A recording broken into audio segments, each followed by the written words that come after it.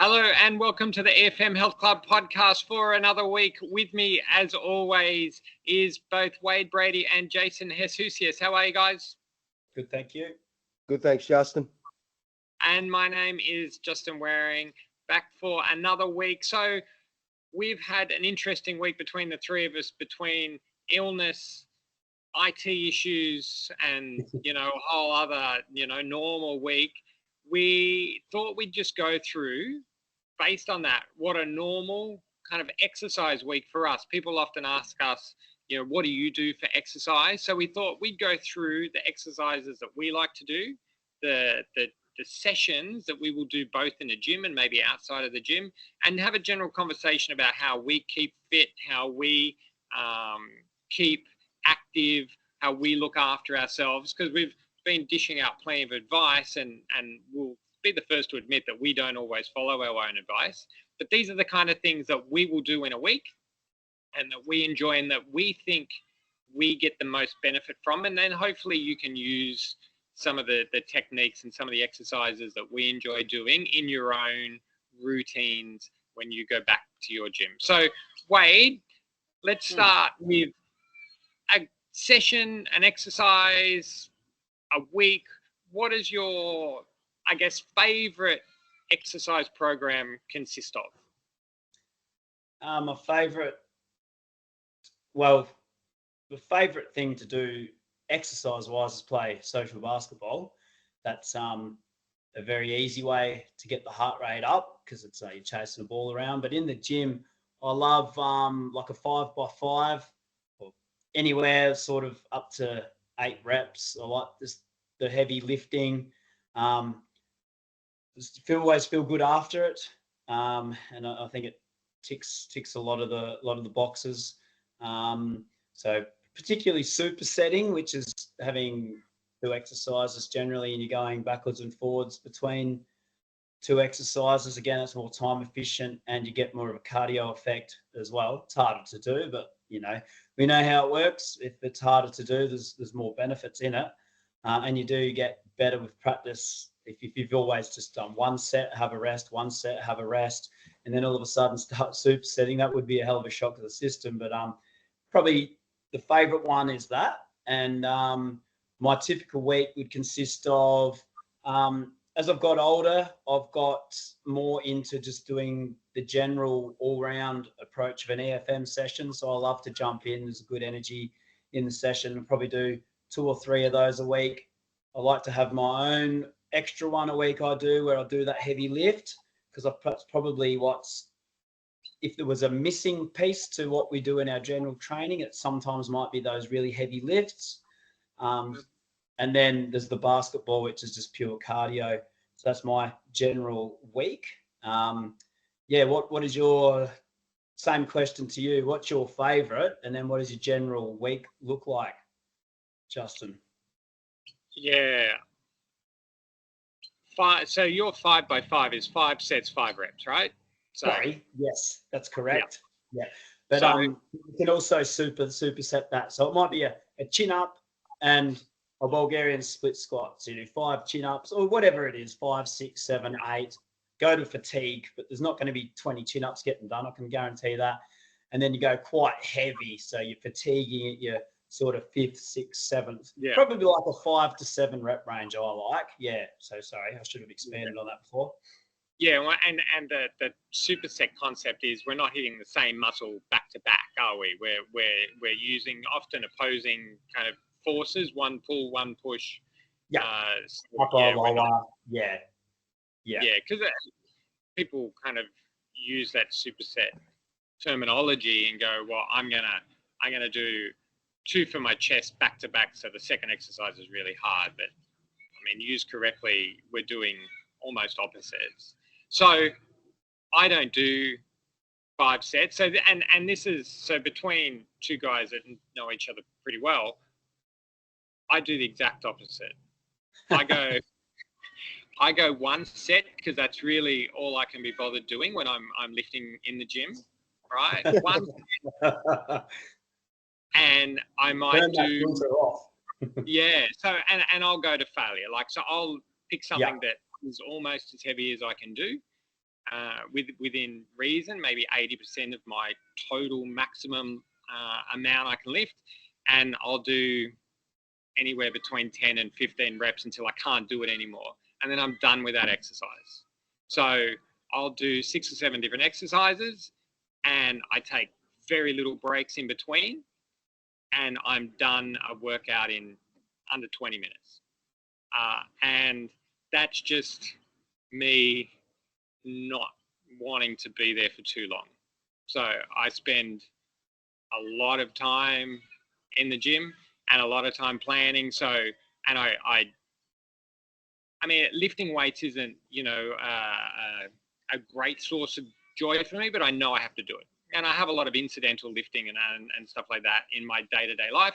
So to go and do a full set of weights doesn't interest me a lot. I prefer doing a lot more cardio. So a bit like you, Wade, when I have sessions running in the gym, I jump in as often as I can and do the exercises with the guys. And depending on the time, I'll do the full program, which would be about 40 minutes in amongst teaching and doing. It depends who's there, doesn't it? Like if you've got 2 or 3 members that you've known for years and they know what they're doing, that's the perfect opportunity for us to join in. But I'm also joining in when my other coaches are running the session. I like to jump in as a member. So and because I think those programs reflect the types of exercises and the programs that we like to do, how you like to exercise. So I know mine reflect exactly what I like, a fair bit of cardio, and it's intense and it's pretty short. So when I say I can't be bothered, that's probably a bit harsh on myself, but it's not top priority for me. But I also know that doing one set to failure is an amazing way to stay in shape and is really, really effective. So, and in terms of my time, doing 20 minutes of a really intense workout is a bit more enjoyable for me. So I'll do maybe 2 of them a week. And then I was running, I have a bit of a foot problem, so I was running 2 and 3 times a week. I haven't been doing that lately. So I'm going to have to, and it's funny how you get away from your habit. So my habit was to run 2 to 3 times a week, and I didn't replace it. So I'm starting to feel a little unfit, going, even just this morning, thinking I have to replace that kind of 2 to 3 hours worth of cardio exercise that I was doing, cardiovascular exercise, somewhere in this gym here now. I've got to squeeze it in. So I'll be looking to do a few more cardio sessions in the gym, but I also won't be just getting on the rower for 30 minutes like some people can. I can't. I find that outrageously boring. I don't like running on treadmills. So, but if I do 5 minutes on a treadmill, 5 minutes on the rower, 5 minutes on the Versa, and 5 minutes on an assault bike, and go around 3 times, I'm in heaven. So I like to do short, hard bursts of things. That's kind of my more enjoyable style of exercise, which is odd coming from someone who likes to play golf too. So slow and dull, some people might say. Just quickly before we go to Jason, I guess you spend a lot of time in the car driving to and from work, which obviously shortens down the time you have in a day. So I guess that would help explain your wanting to get as much into 20 minutes as possible, because it'd be easy not to do anything. Yeah, and I go running while my kids are at soccer training. So they train with somewhere which is another 25-minute drive from our house. So the hour and a half they're at training, I go running. Yeah. So that's how I squeeze in as much exercise as possible, and feel a bit superior sometimes when I see the other parents on their phones. Yeah, especially in the depths of winter where we go, it's 1 and 2 degrees, it's freezing. Running around in t-shirt and shorts, and most of them can't even do a duck under, Justin. No, that's right. You got to duck under that fence to get the kids out there at the soccer. Yeah. What do you do, Jace? So my preferred way to train is to run. I enjoy running. I aim to run 3 times a week, and I aim to support that with 2 sessions of strength in a week. A bit like you, Justin, I don't like spending heaps of time doing weights. I find myself time poor, so what I end up doing is doing strength circuits where I'll have 3 exercises on the go at a time. So a bit like what you're doing, Wade, with the super setting. I'll just do it with 3 exercises: a push, a pull, and a leg exercise or a lower body exercise. So yeah, if I start with the strength part, it'll normally be something along the lines of push-ups, chin-ups, and deadlifts, and I'll break as necessary. I'm normally aiming for 3 sets. So I won't do 9 sets in 6 minutes and have them all smashed out one after the other. I'll normally do 1 set, quick breather for 30 seconds before I start the second round. I say I aim to do that twice a week. I end up doing it once a week most of the time. So I'll always get those 3 exercises done, and then I might throw a second block in, which might be something along the lines of a squat, shoulder press, and a seated row. Just so I'm balancing out my push, pull, and lower body activities, and more than anything to keep me moving. So not trying to set any records with the strength, but to keep everything mobile. With running, I try and do 3 different types of runs. So it'll typically be a longer run. If things are going well and I've been training a lot, a long run might be an hour plus. A long run might be 40 to 45 minutes, depending on how I'm going. Second run will be an interval run. So that might be 1K intervals, 400s, 200s, shorter sprints. Depends on what I feel like. I'm not following a strict plan as such. And then the third run, if I get there, would be a slow, steady, short run, 20 to 30 minutes at the most, just to recover. Yeah, that sounds good in theory. Does that happen week in and week out? It normally ends up being something along the lines of 2 runs and 1 strength session, because like you guys, I'm time poor and I get caught up working and need to remember to make time for my fitness, like the everyday person, I suppose. So it's really funny that we spend all of our time around fitness and struggle to get time. We're squeezing in workouts, we're doing it where we can. So, and I think it's very relatable when people come in and go, oh, I just don't have time. I don't know. Well, yeah, neither do I, but I can find 20 minutes once or twice a week, like 20 minutes. That's it. That's all we're kind of imploring people to do, 20 minutes of, and to do something with intent, to do it intensely. I heard someone say it, and I tell people almost every day, you can do a really intense workout, or you can work for a long time. You just can't do both. So you choose which one you want to do. Yeah. Mm-hmm. I like my kind of workout. So some of the exercises that I'll do, and we're all very similar. It seems like we're going larger muscle groups, some compound movements, things that we've talked about in previous podcasts. So I'll tend to look to do 1 for my chest, 1 for my back, 1 for the front of my legs, 1 for the back, 1 for my quads, 1 for my glutes. Say front of legs, back of legs is what I'd say in the gym. And Wade, you mentioned Bulgarian squats before. That would be I know it gets a bit of a bad rap, but it's my ultimate leg exercise. And I tend to do it a little bit differently to everybody else, where instead of just going down, and if you know what a Bulgarian squat is, and you've got your foot on a bench or something behind you and your legs are split, 1 foot up, 1 foot down, and then you go down into kind of a lunge. A static lunge with your back foot elevated, or a split squat with your back foot. And then I tend to take some dumbbells or kettlebells and then hinge over my front leg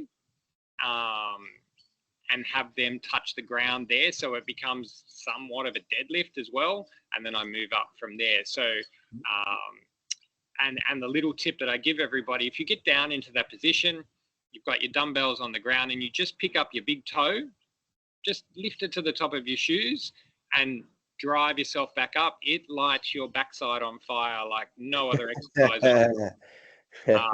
Amazing. So, And that stops the heel lifting off the ground as well, I guess. but it also makes your heel, because your toes in the air, your heel drives into the ground, which makes that back chain of muscles. Flies up your glutes. Yeah, fantastic exercise. So people hate it when I get them to do it. I love doing it because bang for buck, one of the better exercises that I know of. But yeah, I've grown to love that exercise. I think you've probably had gone along this journey as well with the exercise. I'm guessing the first time when YouTube was relatively new, I remember I found that exercise and I tried it in the carport where I was living at the time, put the foot on a back chair. I remember doing the first set of 10 and I was like, that sucks. I don't ever want to do that again. And then getting up to the point now where you can put 50 kilos on your shoulder, like on the barbell, and get 5 wobbly reps out. You get to a point where you feel like I've mastered this, or I've improved so much on this. And then I think that's why it can become a favorite exercise, because you feel like you've conquered it in a way. I don't know if maybe you've had a similar thing with an exercise, maybe that one in particular. Yeah, I wouldn't say I've conquered it. I just find things to be effective. I'm all about, making sure that what I'm doing works the way we want it to work. Yeah. And also I don't have to go and do another exercise because that one really didn't hit the spot, kind of thing. Yeah.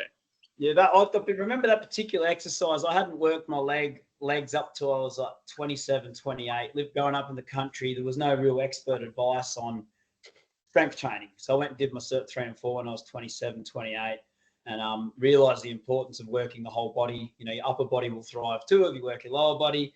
So I started doing these Bulgarian split squats. I started to see the improvement, how much easier they were getting. And I went out to footy training. And I remember running full tilt, picked up the ball and kept going, and I didn't have to really slow down. And in that moment, I thought, my God, those Bulgarian split squats have changed that. And it was such a good feeling. Yeah. I think what would be good is to go through maybe our favorite legs push pull.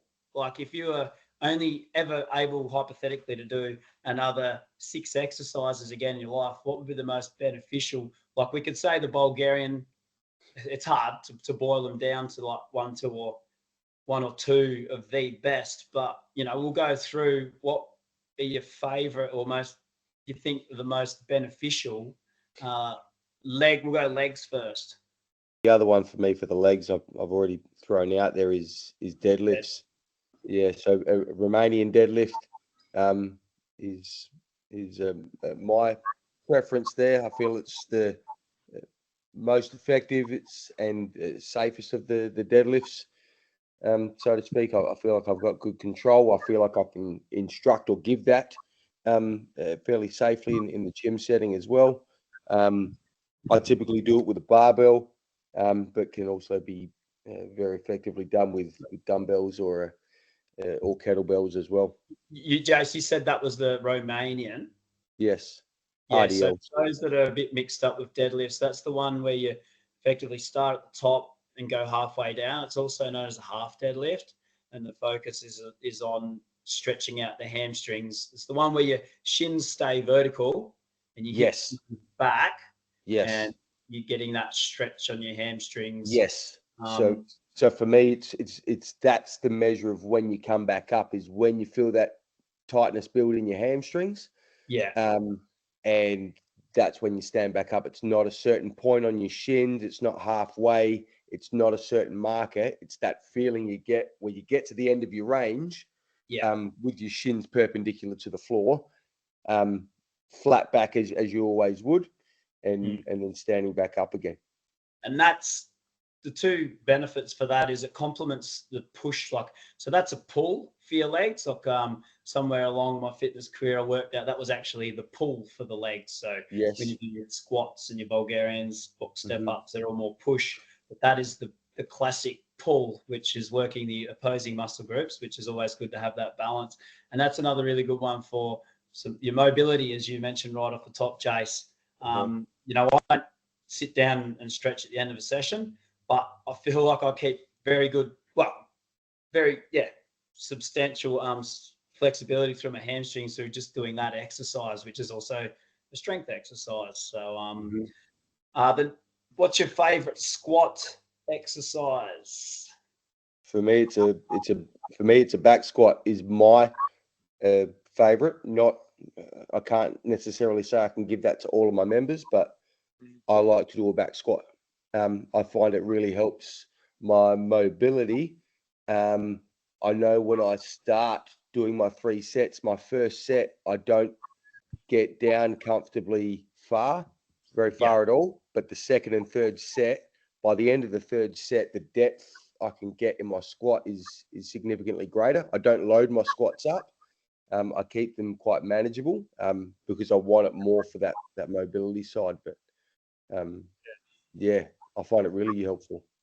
Yeah, I do some squatting some days. And just the traditional normal back squat. The things I kind of give to the people in the gym more often than not to kind of almost replicate the exhaustion on that is just to do a simple wall sit. So they're kind of getting into a very similar position and just letting them hang out there for a while. So I'm a big fan of those isometric contractions. So we will do wall sits followed by one of my more favorite exercises. One I do very regularly is a leg extension where I just hold my legs up.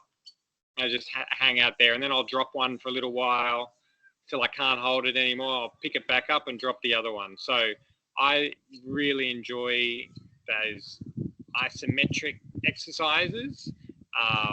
They go for a bit longer, but I feel like in terms of an isolation for that one muscle, I would prefer to do that in my own exercises. Oh, you're a sicko.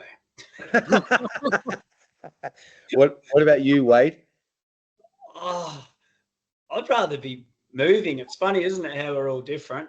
Well, once upon a time, I wouldn't have been able to tell you anything about a front squat, but I do prefer. I think there's more benefits over a front squat than a back squat because you're going to be working your core a lot more. So it's a lot of people know what a goblet squat is, and you can hold a dumbbell or a kettlebell at the front.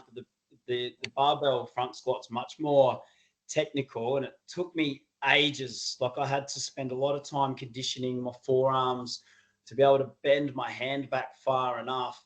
I remember starting off just with the bar and doing about 1 or 2 reps, and I'd have to get the bar back on the rack as quickly as possible because my forearms are on fire, and it didn't even really have an opportunity to work my legs because I just couldn't hold the bar. And then I evolved, and I've got to the point now where, I just had to build up to it because I just really wanted to.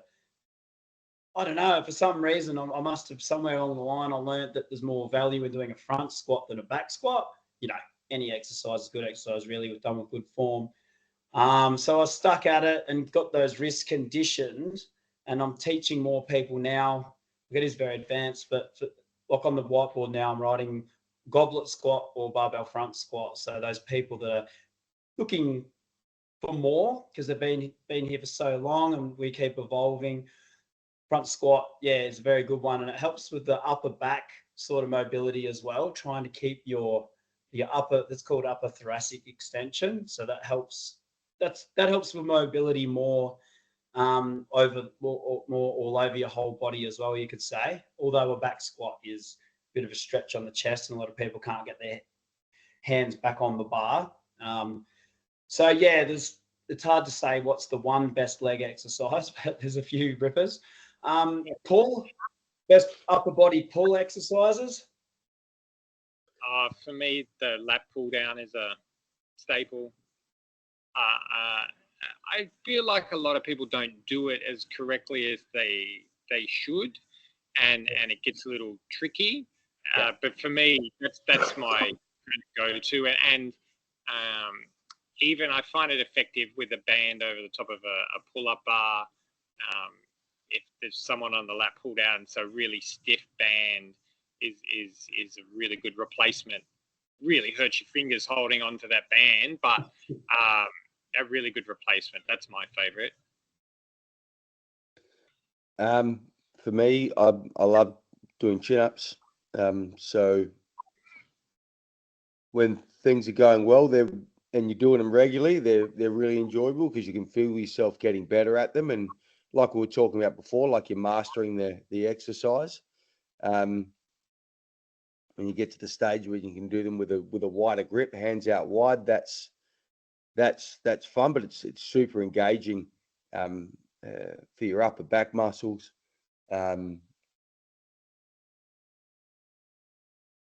Seated row is the other one for me. Just the retraction. We all sit. We all have our hands out in front of our body for so many activities in life, whether it's driving or eating or typing at a computer. And you were talking about that thoracic section of the spine, Wade, how we round out. I find the seated row is a great cue for sitting up tall, getting your chest out and getting your shoulders as far back as you can. I feel stronger for longer for doing that exercise on a regular basis. And when I haven't done it, I feel stiff. So, yeah. Mobility wise, I find that exercise helps. But I love doing chin-ups. Yeah, I reckon chin-ups for me, and exactly the same thing. If for whatever reason I haven't done them for a while and my number of reps drops down, I do a set and I all of a sudden hate chin-ups again. But if you're doing it regularly, it feels so good just being able to smash them out. We called this a leg exercise, but I love a deadlift, what it does for the upper back, and it's really similar to the seated row, where when you get to the top, you get the shoulders down and back and you push your chest through. And I find now if I do a heap of deadlifts in a session, my upper back's the sorest thing the next day, just from continually getting those shoulders back and engaging all the upper back muscles. So, yeah, the seated row, I don't know, it's not as, for some reason, I feel like most people, and I'm one of them, pushing, I find is more enjoyable than the row, than the pull. I don't know what it is. I don't know what it is about that. But yeah, the seated row is also good when you go a bit of a wider handle. That's a good variation. So one more pull exercise though that I like.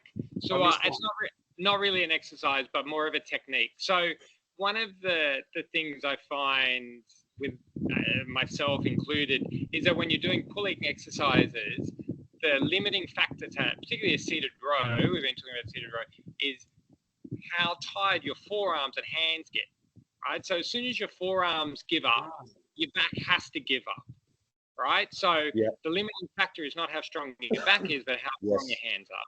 So there's a technique called a pre-exhaust exercise. So one where one where that you kind of hit that muscle and almost kind of without using your forearms and having to grab, and then we'll go and do the seated row. So the straight arm pull down is my favorite. So you don't grip the bar, you just have your palms on top and you pull it down into your thighs or the upper thigh. And then so we might do a dozen of them until you start to feel the back starting to tire. And then straight away I'll go to the seated row and then hit it, what I call then the real exercise. It's not, but we'll hit it real exercise. So my back's already tired and my arms don't give up before my back gets exhausted. So it's like a primer. Yeah.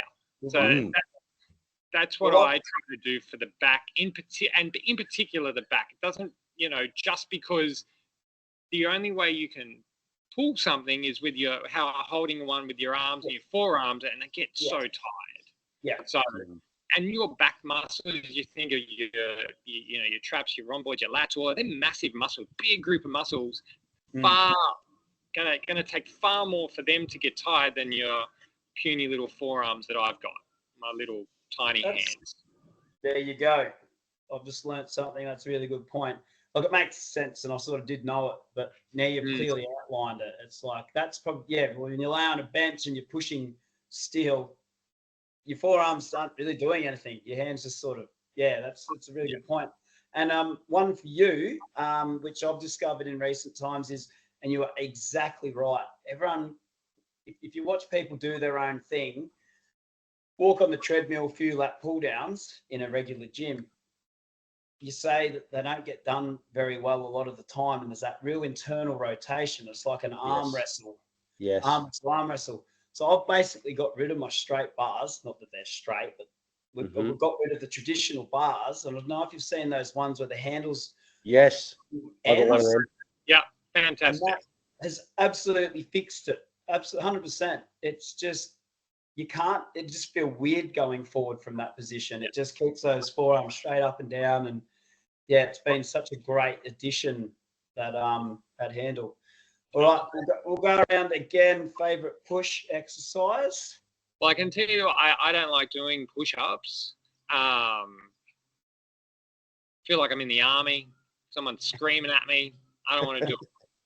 So, I'll hover towards a dumbbell bench press. I don't use the bar very often. I don't feel like my shoulders get into a good position with the long Olympic bar. So dumbbells for me, and more often than not, an incline bench. Yeah.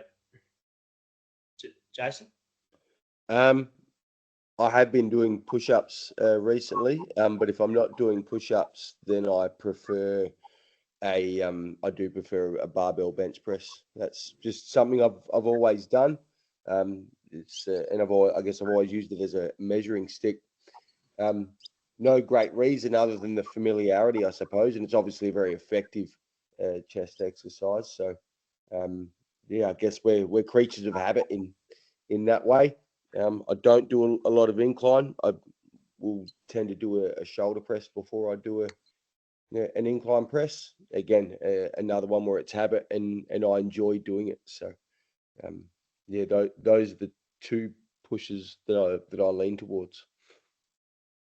I would go with dips. I like dips. I like to get on the rings and do dips. That's pretty. I don't know if I like doing it, but I like finishing them.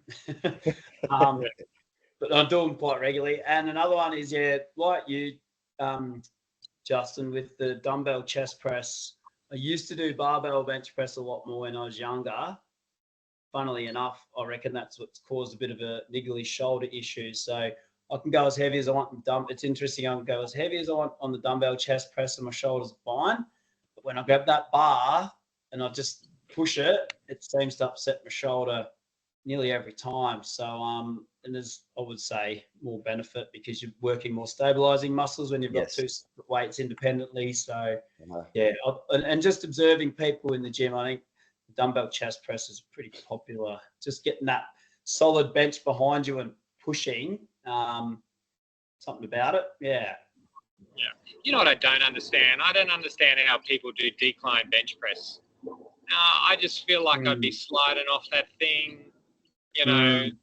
Dumbbells are going to come crashing down, like blood's rushing to my head. I don't get it. I don't, If you I'm sorry for anybody who loves them, but I don't get it. If you really want to do it, it's okay with a Smith machine. Because then you don't have to worry about how you're going to get the weights back to the ground, or it's fixed. It's a Smith machine. It's locked in.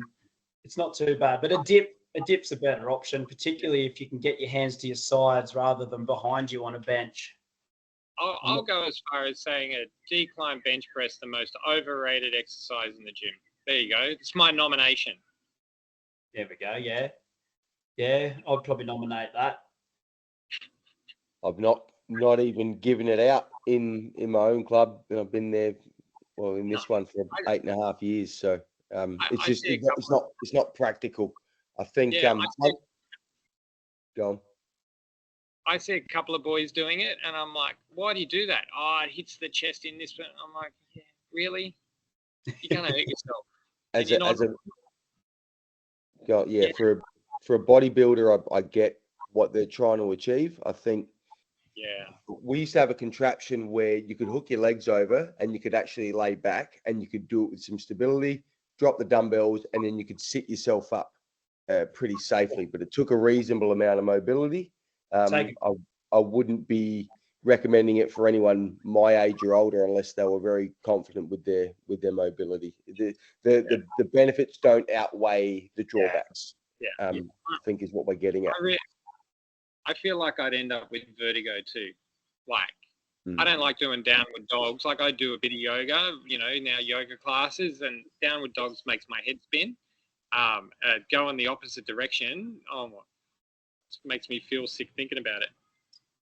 When you put your fitness tracking device on, so you might have a calorie counter, or MyZone have the MEPS point system, I'll quickly ask, Justin, do you have a tracker of any kind? I don't have anything. All right, I'll skip you. Next. I'm going to go for a coffee. Jason. Do I, for my strength training? You have a MyZone belt? Yes. All right, I just want to make a point clear, because I think this is really worth outlining to people that are a weekend warrior, that in the gym, do a bit of strength, do a bit of cardio. Now, with your tracking devices, cardio rewards you very well for the calories burnt or MEPS. We'll talk the MyZone language. What I've been thinking lately, and we all know when you do a strength session, there's not as much heart rate involved. So if people are just trying to get numbers up for the calories or whatever, the easy option is to jump in a cardio machine and just get the heart rate up, and you just get the points ticking over. So in a way, I feel like calories done with weights, the net effect, if I was to guess, it could nearly be triple. I don't know if you're following here, but if you are taking notice of how many points you're up to halfway through a session, and you're doing weights, and you're like, oh, that's way less than normal. What these calorie counter wearables that we wear, they don't measure metabolism following the workout for the next 24, 36 hours. There's a big after effect of your body's in recovery mode, and you're using so much more energy in recovery. And we don't have any fitness tracking devices that can capture that. So what I just really want to make clear is, for the people that are doing their sessions and they're like, oh, that wasn't a very good one today, like all those weights, I only got about half the MEPS or the calories that I normally would. It's misleading. Just understand that they are actually worth more overall than what the device is telling you. I'm not sure how many people actually understand that, but it's really worth knowing, because I think my theory has been for a while now, if we could come up with a device that measured metabolism, increased metabolism following the workout, if you could measure that, you would have more people worldwide doing strength training. I guarantee it. Yeah, and the proof's in the pudding. Like, if you don't do any strength training, I think, geez, it's hard. It's really hard to quantify. My observation as a fitness coach is that people that lift weights, that lift heavy things, on a regular basis, they have better, stronger muscles, more pronounced muscles, leaner bodies, because they, as you were just intimating, Wade, your metabolism does not only go up, but it stays up for longer.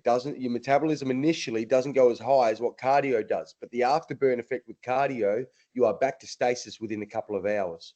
Yes. Where with strength training, it's up to 48 hours that your body's metabolism hasn't returned back to its normal steady state, because of the recovery that's involved, the big muscle movements and the exhaustion that's involved.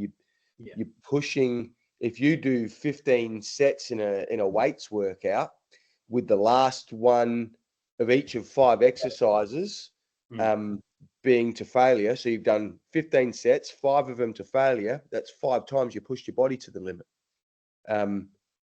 Does that happen in your cardio session? I don't know that it does. It's probably a big reason why HIIT training is so popular, because HIIT training pushes your body to the limit, whether you're doing it with weights, whether you're doing it with cardio. Back to the point, Wade, 100% agree. People that lift heavy things, people that do their weights training, stay leaner, because the metabolism is higher. You built a bigger engine. Every pound of muscle, an old saying was that I heard very early on in my fitness career was 1 pound of muscle active burns an additional 50 calories per day. Okay, that sounds about in line with what me and my coach were talking about the other day. A kilo of muscle, about 100 calories. Right. Yeah. So that checks out, right? So if you got 5 kilos of muscle, that's 11 pounds. That's 550 calories a day extra being burned just being alive. So it's like driving around with a V8 instead of a 4-cylinder. So build the size of your engine so that you can burn more petrol. It's not about necessarily bodybuilding, because we do want to balance to our fitness, but yes, strength training will not show up in the MEP score quite as much as what getting into the 80s will sitting on a cross trainer, but sitting on a cross trainer for an extended period will essentially, if you do that and you don't do the strength training, you will waste the muscle away. We've gone through all of our favorite exercises, and it seems pretty evident. We all do cardio, but we're all high on doing a fair amount of strength training, whether we like it or not.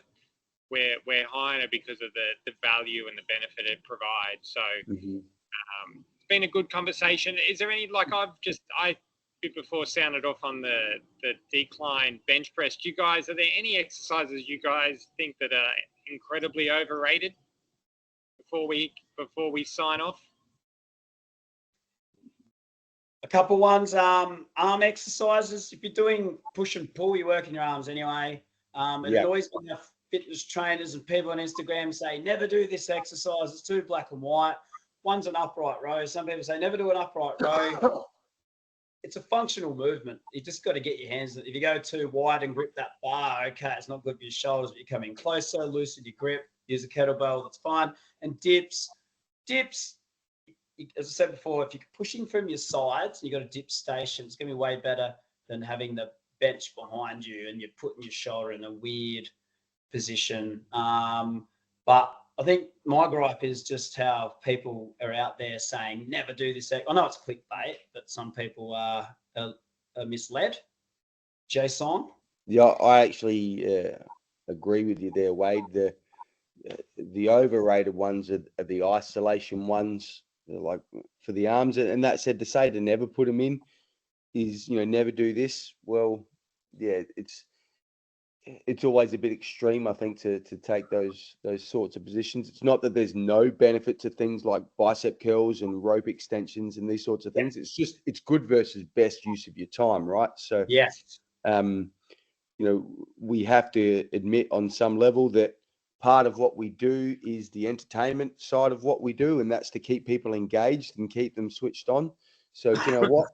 To throw a little arm section in every now and then doesn't hurt, but for the most part, stick to your compound exercises. I don't want to complicate things, but you just said isolating.